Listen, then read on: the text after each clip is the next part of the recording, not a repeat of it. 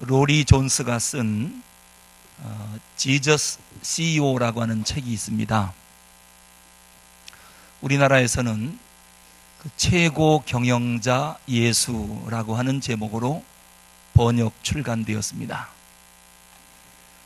CEO라고 하는 것은 기업의 최고 경영자를 의미합니다. 기업이나 은행 같은 데서 CEO가 누구냐에 따라서 그 기업의 흥망성쇠가 결정될 정도로 아주 중요한 위치에 있는 사람입니다. 그래서 기업들은 최고의 경영자를 스카웃하려고 고액의 연봉을 제시하면서까지 모시려고 하지요. 여러분, 우리가 사는 인생도 마찬가지입니다. 내 인생의 최고 경영자가 누구냐, 여기에 따라서 내 인생의 흥망성쇠가 결정이 됩니다. 그러므로 로리 존스는 그런 얘기합니다. 인생도 잘 경영해야 한다. 그러면서 그 책에서 뭐라고 얘기하느냐, 예수 그리스도를 인생의 최고 경영자로 모셔라. 그것이 인생 경영에서 성공의 비결이다 라고 하는 것입니다. 이것은 국가 경영도 마찬가지입니다. 그 나라를 누가 경영하느냐에 따라서 그 국가의 흥망성쇠가 결정되기도 합니다. 여러분, 동유럽에 체코라고 하는 나라가 있습니다. 서기 800년경에 벌써 기독교가 그 나라에 들어왔고, 그래서 동유럽의 최고의 문화를 일으켰습니다. 그런데 1948년 2차 세계대전이 일어나면서 체코가 공산화가 되었죠. 교회가 모두 파괴되었고 백성들은 하나님을 떠났습니다. 그러자 곧이어서 체코가 어떻게 됐느냐, 경제, 문화가 다 죽었습니다. 음악과 문학도 다 죽었고 문화도 다 죽었습니다. 지금 체코의 신학자들은 자기 나라의 비극을 뭐라고 말하느냐, 하나님을 떠남으로 인한 상실이다, 이렇게 말합니다. 체코는 하나님을 버림으로 모든 것을 다 잃게 되었다. 이것이 신학자들의 진단입니다. 사랑하는 성도 여러분, 역사의 주인이신 하나님을 버린다, 인생 최고의 경영자인 하나님을 떠난다, 그건 인생 부도나지요. 국가도 부도날 수밖에 없습니다. 사람들은 저주를 무서워합니다. 자, 그러면 여러분, 뭐가 저주입니까? 교만해서 하나님 떠나는 게 저주입니다. 왜냐하면 하나님 떠나면 모든 걸 다 잃게 되어 있습니다. 완전히 망합니다. 그럼 반대로 뭐가 축복입니까? 겸손해서 하나님을 찾는 것, 이것이 축복입니다. 하나님은 겸손한 자에게 한없는 은혜와 자비를 베풀어 주십니다. 교만과 불신앙은 전쟁보다도 무서운 겁니다. 왜냐하면 곧이어서 멸망이 오기 때문입니다. 잠언 22장 4절에 보면 겸손과 여호와를 경외함의 보응은 재물과 영광과 생명이니라 말씀했습니다.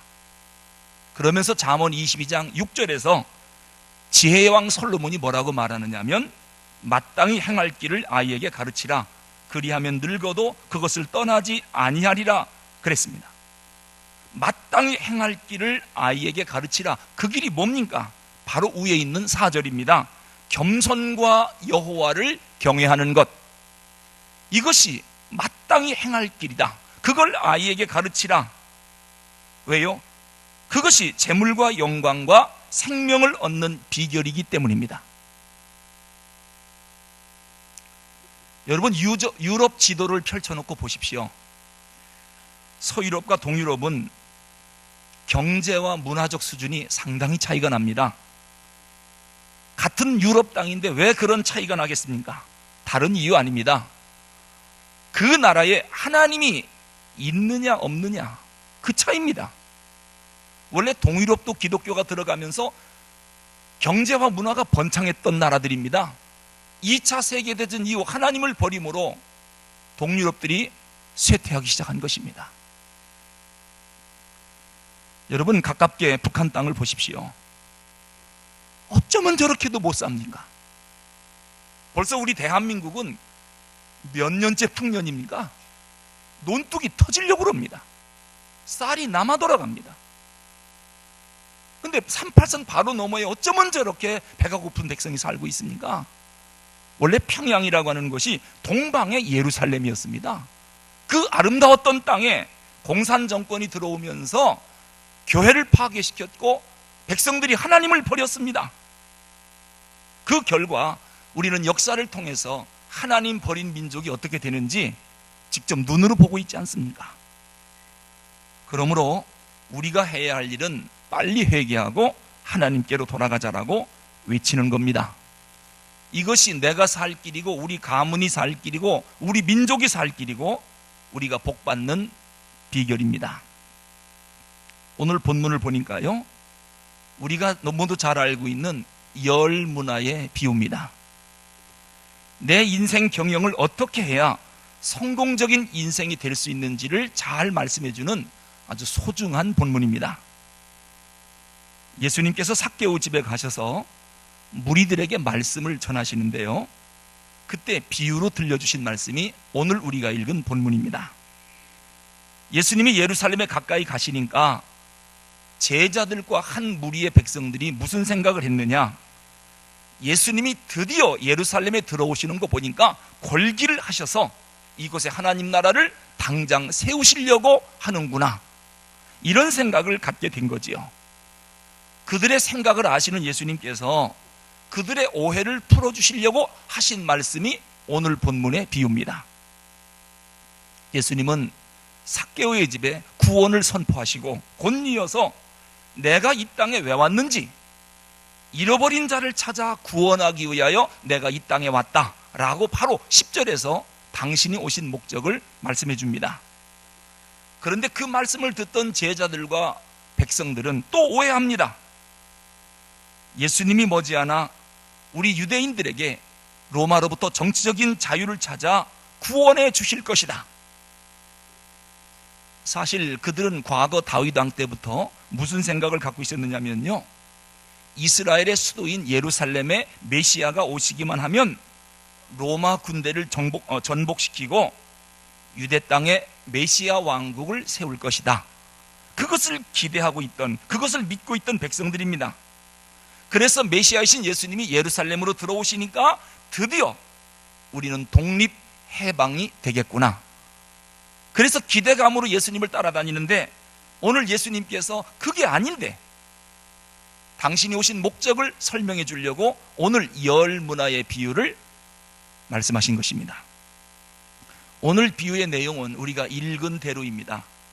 어떤 귀인이 왕위를 받아오려고 먼 나라로 갔습니다.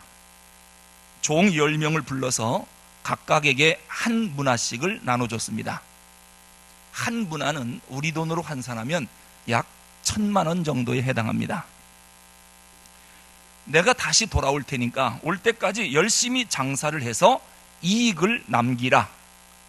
내가 돌아와서 계산을 하고 이익에 따라서 상을 베풀겠다.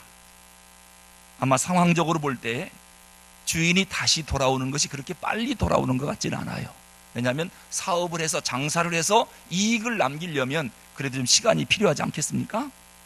결국 시간이 지나자 떠났던 주인이 돌아왔습니다. 그리고 종들에게 보고를 받습니다. 첫 번째 종이 뭐라고 보고하느냐 하면, 주인님 보십시오, 한 문화로 10문화를 남겼나이다. 그러자 주인이 말합니다. 잘하였도다 착한 종이요, 네가 지극히 작은 것에 충성하였으니 10고을의 권세를 차지하라. 큰 상을 받았습니다. 이어서 두 번째 종이 나옵니다. 주인님 보십시오, 한 문화로 5문화를 남겼나이다.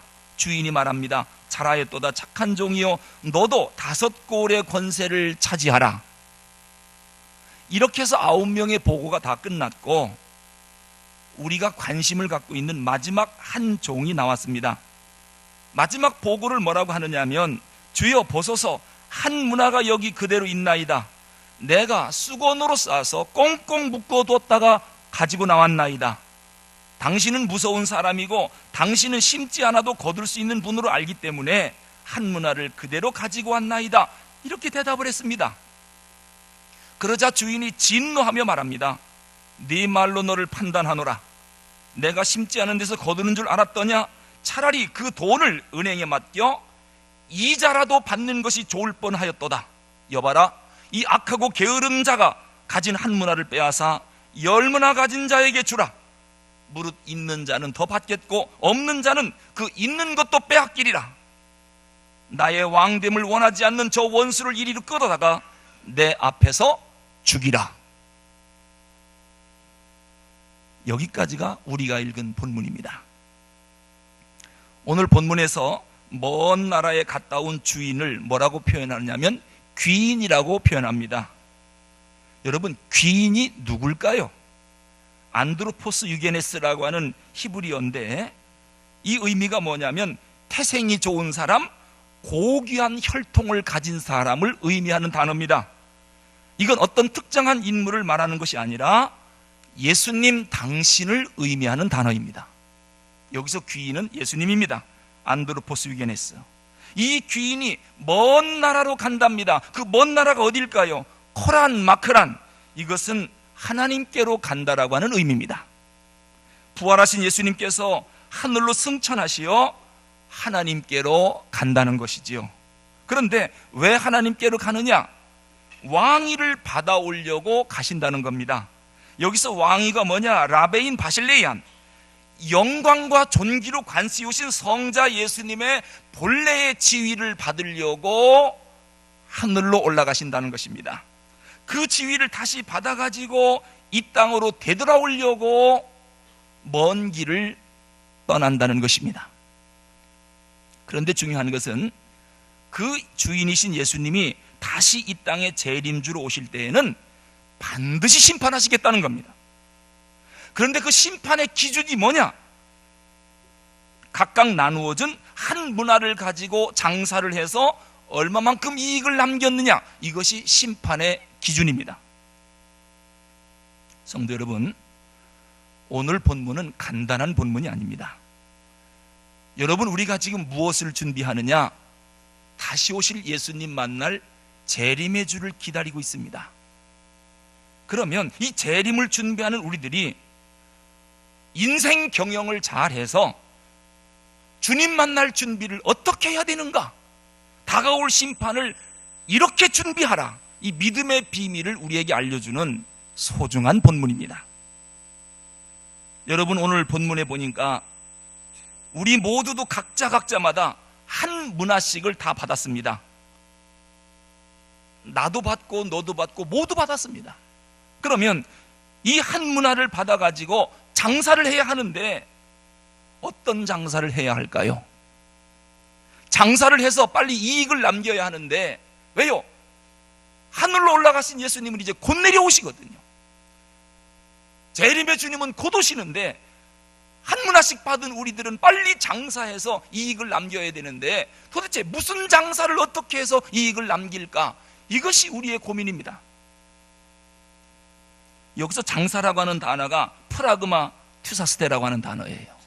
이 말은 원래 상업적 거래를 의미할 때 쓰는 단어이지만 오늘 본문 전체 문맥상으로 보면 이 장사라고 하는 말은 이 땅에서 하는 사업이 아니라 믿음의 장사, 믿음의 기업을 의미하는 비유법이에요. 그러니까 오늘 10문화를 가지고 각각 10명에게 한 문화씩을 나눠줬는데 무슨 장사를 하라고 줬느냐? 믿음의 장사, 믿음의 기업을 이루라는 거예요. 자, 그렇다면 먼저 이 본문이 주는 영적 의미가 뭔가 그거부터 알아보겠습니다. 첫째, 부활하신 예수님 하늘로 승천하셨는데 하나님 보좌 우편에 앉으셨다가 거기로부터 산자와 죽은 자를 심판하러 오시리라. 우리는 신앙 고백으로 주님 재림을 믿습니다. 그런데 그 예수님께서 오늘 비유를 보니까 우리를 데리러 반드시 다시 오신다는 거예요. 이것을 잊지 말라는 거예요. 성도 여러분, 예수님 재림을 믿으십니까? 다시 묻겠습니다. 예수님 재림을 믿으십니까?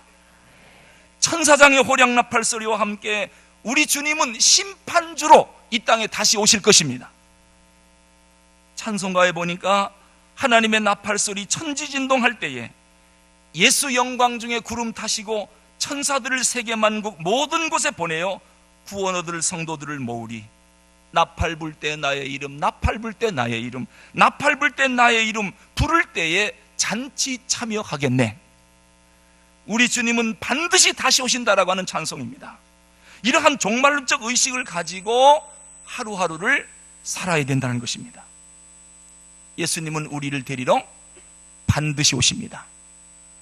두 번째로 기억할 것은 예수님이 이 땅에 재림주로 오셨을 때 반드시 심판하시겠답니다. 심판주로 오십니다. 오셔서 심판하십니다. 그런데 심판의 기준이 뭐냐? 우리 모두에게 공평하게 한 문화씩 나눠준 거에 대한 계산입니다. 여러분들도 한 문화씩 다 받으셨지요? 그게 뭡니까?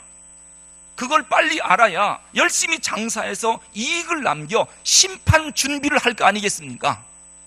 내가 받은 한 문화가 도대체 뭐냐는 거예요. 뭐냐? 공평하게 나눠줬대요. 여러분, 세상을 보면 또 사람마다 비교해 보면 아무래도 하나님이 공평하게 주신 것 같진 않아요.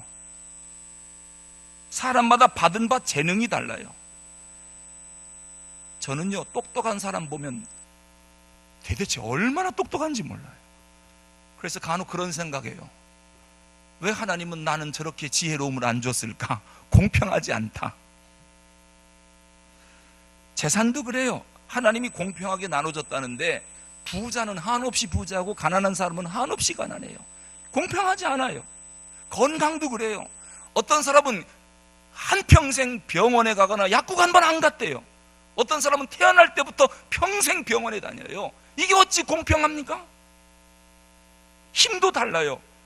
모두가 사람마다 달라요. 하나님이 공평하게 나눠줬다는데 도대체 무엇을 한 문화씩 공평하게 나눠줬을까? 그게 궁금한 것입니다. 오늘 본문이 말씀하는 것은 인간이라면 모두에게 다음 두 가지를 한 문화로 공평하게 나눠줬다는 거예요. 두 가지. 첫째는 뭡니까? 구원의 복음입니다. 구원의 복음. 여러분, 구원의 복음은 빈부 귀천 남녀노소 말할 것 없이 똑같이 나눠줬습니다. 누구든지 예수 믿으면 멸망하지 않고 영생을 얻으리라. 이 구원의 복음은 공평합니다. 천국 시민이 되어 영원한 하나님 나라에 들어가는 비결, 예수 믿으면. 구원의 복음. 여러분, 우리가 받은 구원의 복음은 누구에게나 공평합니다. 우리가 받은 한 문화가 뭐냐? 첫째, 구원의 복음입니다. 중요한 것은 이 한 문화로 상징되는 구원의 복음을 가지고 장사를 해서 이익을 남겨야 됩니다. 그러니까 이 구원의 복음은 나 혼자 받아 누리라고 주신 것이 아닙니다. 그래서 천당은 혼자 갈 생각하지 말라, 그런 말이 있습니다. 나 혼자 천당 가라고 구원의 복음을 주셨을까? 아닙니다. 이웃들에게 이 구원의 복음을 열심히 나눠주어서 복음 장사를 잘하라고 나한테 먼저 구원의 복음을 주신 것입니다. 이 땅 모두가 복음화 될 때까지 받은 바 구원의 복음을 부지런히 나눠주는 복음 장사를 잘하랍니다. 그래서 이익을 남겨놓으래요. 재림하시는 주님께서 반드시 심판하시겠답니다. 한 문화를 가지고 열 문화를 만든 종이 있습니다. 한 문화를 가지고 다섯 문화를 만든 종도 있습니다. 다시 오신 주님께서 뭐라고 했느냐? 잘하였도다 충성된 종아, 네가 작은 일에 충성했도다. 열 고을을 다스리는 권세를 가질지어다. 너는 다섯 고을을 다스리는 권세를 가질지어다.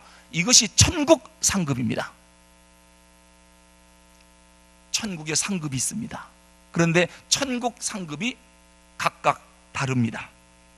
그렇다면 이제부터라도 우리가 한 문화 받은 구원의 복음을 가지고 부지런히 장사해서 이익을 많이 남겨야 되겠습니다. 만약에 마지막 종처럼 주인이요 한 문화를 수건에 꼭꼭 쌓아두었다가 그냥 들고 왔습니다 라고 하면 주인이 뭐라고 하느냐? 심판대 앞에서 저 원수를 끌어다가 내 앞에서 죽이라, 추상 같은 명령이 떨어집니다. 여러분, 이 말씀 꼭 기억하셔야 됩니다. 구원의 복음 이 한 문화를 모두 똑같이 받았습니다. 이제부터 어떻게 할 것인가? 열 문화를 만들 수 있기를 주의 이름으로 축원합니다. 열 고을을 다스리는 권세를 받으실 수 있기를 주님의 이름으로 축원합니다. 둘째로 우리가 똑같이 받은 문화가 뭐냐? 시간입니다. 시간. 빈부귀천 남녀노소를 막론하고 2016년이라고 하는 1년을 똑같이 받았습니다. 부자라고 2년 받은 것도 아니고 몸 아프다고 한 달 받은 것도 아니고 공평하게 1년이란 시간을 받았습니다. 하루 24시간을 받았습니다. 1년 12달 365일 8760시간을 공평하게 나눠 가졌습니다. 이제 내가 받은 이 한 문화인 이 시간을 어떻게 관리하느냐, 여기에 따라서 심판대 앞에 서서 주님의 심판을 받게 될 것입니다. 사랑하는 성도 여러분, 어떤 사람이요 우리 인생을 하루 일할 수 있는 아침 6시부터 밤 12시까지 이렇게 우리 한평생을 시간별로 나눠봤답니다. 갓 태어난 아기가 하루 시작하는 6시예요. 하고 태어나면 6시입니다. 출발하는 거예요. 그러다가 15살이 되면 오전 10시 25분이랍니다. 이제는 참 먹을 때입니다. 20살이 되면 11시 34분입니다. 조금 있으면 점심 먹습니다. 30세가 되면 벌써 오후 4시 8분입니다. 아무리 시간을 좀 정체시키려고 해도 시간은 계속 흘러갑니다. 그러다가 55세가 되면 저녁 7시 34분입니다. 몇 시에 퇴근합니까? 벌써 7시 34분이면 저녁 식탁에 앉아 있을 시간이에요. 일 끝났습니다. 아무리 해가 긴 여름날이라고 해도 저녁 7시 34분이면 해가 서산에 지는 시간입니다. 그게 55세랍니다. 65세가 되면 저녁 9시 51분이랍니다. 이부자리 펼 시간입니다. 70세가 되면 밤 11시를 넘어 막 12시 종착점을 눈앞에 두고 있는 시간이랍니다. 그러고 보니까 저는 저녁 8시예요. 8시에 뭔 일을 하겠습니까? 그래도 저는 더 어두워지기 전에, 더 늦기 전에 열심히 일하려고 그래요. 왜? 앞으로 4시간 남았으니까. 열심히 일하려고 그래요. 자, 여러분 인생 시간은 지금 몇 시입니까? 어떤 사람은 해 떨어진 시간인데 일이나 해볼까 너무 늦게 나오는 분이 있어요. 어두워지는데 이제 막 일을 하려고 그래요. 그래도 괜찮아요. 더 어두워지기 전에 마지막이라도 일하십시오. 눈 어둡고 기운 빠지기 전에 주님 일하러 부지런히 뛰어나오셔야 됩니다. 보세요. 찬송가에 어두운 밤 쉬되리니 내 직분 지켜서 일할 때 일하면서 놀지 말아라. 낮에는 수고하나 쉴 때도 오겠네. 일할 수 없는 밤이 속히 오리라. 이게 우리 인생입니다. 여러분 학생들이요 중간고사나 기말고사 시간이 발표되면 제일 먼저 물어보는 게 시험 범위가 어디서부터 어디까지요? 그거부터 물어봐요. 그래서 시험 범위를 알려주면 선생님 힌트 좀 줘요. 뭐가 나오는지. 얼마나 애원하는지 몰라요. 뭐가 범위가 넓으니까 뭐가 나올지 모르니까 시험 준비할 때 약간의 힌트만 주면 크게 도움이 되거든요. 여러분 마찬가지예요. 주님 재림하실 때 우리가 심판받는데 목사님 뭐 물어볼까요? 문제지 좀 알려주세요. 제가 2문제 알려드릴게요. 그리고 정답도 알려드려요. 이거는 수석 합격이에요. 수석 합격. 첫째가 뭐냐? 구원의 복음을 한 문화씩 나눠줬는데 장사해서 이익을 얼마나 남겼느냐, 요거 반드시 물어볼 거예요. 수건에 싸뒀다 가져가지 마십시오. 최소한 10문화 남기셔야 됩니다. 두 번째 문제, 똑같이 나누어준 시간을 어떻게 관리했느냐, 이거 물어볼 거예요. 시험 문제 아셨죠? 정답도 제가 알려드렸기 때문에 주님 앞에 갔을 때 우리 모두가 수석일 줄로 믿습니다. 그런데 궁금한 게 하나 있습니다. 한 문화를 받은 그 종은 왜 한 문화를 그냥 갖고 왔을까? 분명히 심판한다고 주인이 말하고 떠났거든요. 다시 돌아온다고 분명히 얘기하고 떠났는데 이 종이 무슨 배짱으로 한 문화를 그냥 갖고 왔을까? 그게 궁금해요. 그 이유가 오늘 본문에 보니까 3가지가 나와요. 첫째는 뭐냐? 이분은 한 문화를 대수롭게 여기질 않았어요. 한 문화, 돈이 너무 적어서인지는 모르지만은 이 돈 갖고 은행 가는 것조차도 부끄럽다고 생각했는지 모르겠어요. 여러분, 우리 가운데도 이런 사람이 있습니다. 난 너무 가진 게 없어요. 늘 불평합니다. 난 부모를 잘못 만났고, 시대를 잘못 만났고, 친구를 잘못 만났고, 배운 것도 없고, 가진 것도 없고, 자기가 가지지 못한 거에 대해서 늘 원망 불평하고, 나는 그래서 성공할 수 있는 사람이 아닙니다, 이렇게 하고 좌절하는 사람들이 있습니다. 여러분, 사실 불행이라고 하는 것은 갖고 싶은 거 못 가져서 불행한 게 아니라 내가 가지고 있는 것이 무언지를 깨닫지 못해서 그게 불행한 거예요.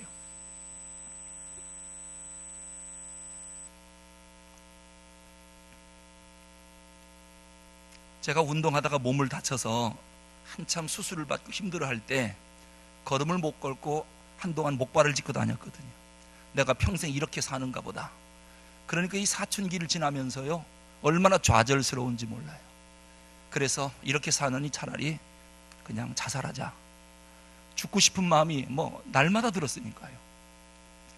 그런데 어느 계기가 돼서 어느 집회를 참석했다가 제가 은혜를 받았어요. 그리고 나서 내가 얼마나 소중한 존재인가를 깨닫게 된 거예요. 그러고 보니까 보십시오. 제가 다른 건 다 괜찮아요. 다리 하나 다친 거예요. 100가지 중에 99가지는 탁월해요. 근데 운동하다가 부상당해서 쓸 수 없는 다리 하나, 아니 이거 하나 때문에 99가지를 죽입니까? 세상 이런 바보가 어디 있어요? 생각을 바꿨어요. 아니다, 까짓 거 하나는 아무것도 아니다. 99가지가 소중한데 생각의 전환. 그래서 죽긴 내가 왜 죽어? 살아야지. 그럴 때 하나님이 다리도 고쳐주시더라고요. 할렐루야. 왜 불행하냐? 가지고 싶은 거 못 가져서 불행한 게 아니에요. 내게 아직도 많이 남아있는 것을 발견하지 못해서 감사하지 못하고, 감사가 없으니까 인생이 불행에 빠지는 거예요. 이 한 문화를 받은 사람은 받은 바 한 문화를 우습게 여겼어요. 별거 아니라고. 여러분, 우리가 정말 받은 게 없을까요? 저는 하나님의 자녀라고 하는 권세가 있습니다. 성령님이 저와 함께 하십니다. 온 우주의 주인 되시는 하나님 아버지가 내 아버지입니다. 난 하나님의 자녀로 상속자입니다. 난 대단한 사람입니다. 이거를 깨닫는 순간 내가 왜 가진 게 없어요? 이 세상을 얼마든지 당당하게 살 수가 있어요. 내가 누군데? 이거를 깨닫지 못하니까 인생이 왜 이러냐? 왜 이렇게 콩가루 같으냐? 되는 게 없다. 왜 이렇게 나는 무능하냐? 내 인생 경영자가 누군지를 몰라서 그래요. 두 번째로, 이 사람은 왜 이렇게 저주받은 사람이 됐을까? 모험이나 자기 희생을 두려워했기 때문이에요. 대개 성공한 기업가들을 보면 땀 흘리는 거, 꿈에 대한 대가를 지불하는 걸 결코 아까워하지 않습니다. 근데 오늘 이 게으른 종 보세요. 한 문화를 수건에 쌓아뒀다. 여러분, 수건이라고 하는 것이 언제 쓰는 겁니까? 열심히 일하다가 땀 흘리면 땀 닦는 게 수건인데, 이 수건에다가 돈을 쌓아서 장롱에 넣어놨다. 일했다는 거예요, 안 했다는 거예요? 상당히 상징적 의미가 있어요. 이는 장사하지 않았어요. 모험이나 자기 희생을 하려고 하지 않아요. 꿈을 이루기 위한 대가를 치르지 않으려고 그래요. 이것이 오늘 저주받은 이유 중에 하나예요. 그리고 세 번째는 결정적입니다. 이 사람이 왜 이렇게 됐느냐? 마지막 주인이 오셔서 심판의 날, 한 문화 준 것을 계산하는 날이 있다라고 하는 것을 무시한 거예요. 저는 오늘 이 마지막 종에게 질문하고 싶어요. 아니, 주인이 다시 온다라고 하는 것을 몰랐었느냐? 다시 온다고 분명히 말하고 떠나지 않았느냐? 와서 심판한다고 분명히 말하지 않았느냐? 그걸 왜 기억하지 못했느냐? 왜 그걸 무시했느냐라고 하는 거예요.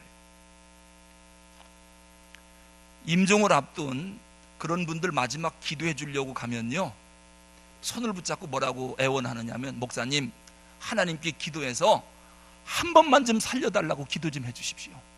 내가 이런 날이 올 줄 몰랐어요. 나 다시 한 번만 살려주면 열심히 예수 믿을 테니까 한 번만 살려달라고 좀 기도해 주세요. 그래요. 제가 그 앞에서는 말을 못하지만 무슨 생각이 드느냐, 소위 지성인이라고 하는 사람이 사람은 태어나면 죽는다, 그거 하나 모르고 지금까지 살았습니까? 헛똑똑입니다. 이런 날이 올 줄 미처 몰랐다고요? 이제 와서 이게 무슨 소리입니까? 죽음을 앞두고 이런 날이 올 줄 몰랐다고요? 여러분, 심판날이 닥치고 있습니다. 심판대 앞에서 주님, 내가 이런 날이 올 줄 몰랐습니다. 아니에요. 오신다고 분명히 말씀했어요. 한 문화를 갖고 얼마나 남겼는지 심판의 기준까지 알려주고 심판의 문제까지 다 알려줬어요. 그런데 이런 날이 올 줄 몰랐다고요? 변명이 통하지 않습니다. 이 악한 종을 어두운 데로 내쫓으라. 이를 갈며 슬피 울미 있으리라. 주님이 말씀하신 것입니다. 저는 오늘 똑같이 성도 여러분께 도전하고 싶어요. 나를 위해 하늘 보좌를 버리시고 이 땅에 오신 예수님, 내 죄를 담당하고 십자가에 돌아가신 그 예수님, 내가 내려가야 할 지옥 음부를 예수님이 대신 내려가셨고 그 죽음에서 부활 승천하여 하늘 보좌에 앉아 계시다가 우리를 다시 심판하러 오신다라고 하는 그 주님을 믿으십니까? 주님이 이 땅에 다시 오셔서 우리를 심판하신다라고 하는 것 한시도 잊지 마시기 바랍니다. 하나님 앞에 서야 한다는 것, 그리고 충성한 자에게는 반드시 천국 상급이 있다라고 하는 것을 여러분 잊지 마시기 바랍니다. 여러분, 오늘 복음 때문에, 교회 때문에 눈물을 흘리십니까? 교회 때문에 희생당합니까? 피를 흘렸습니까? 기뻐하고 즐거워하라. 하늘에서 상이 큼이라. 우리가 언제 교회 때문에 상처를 입고 피를 흘려봤습니까? 내가 먹고 살기 위해서는 밤잠도 못 자고 고통스러워 해봤지만은 이 복음 때문에 교회를 위해서 언제 우리가 다쳐봤습니까? 아파봤습니까? 의를 위하여 핍박을 받는 자는 복이 있다. 천국이 저희 것임이라. 하늘에서 상이 크민이라 말씀합니다. 심판날에 주님께서 천국 상급으로 반드시 갚아 주실 것입니다. 말씀의 결론은 26절입니다. 무릇 있는 자는 더 받겠고 없는 자는 있는 것도 빼앗기리라. 인생 경영을 잘 하셔서 10고을을 다스리는 축복을 받는 우리 모두가 되시기를 주님의 이름으로 축원합니다. 기도하겠습니다.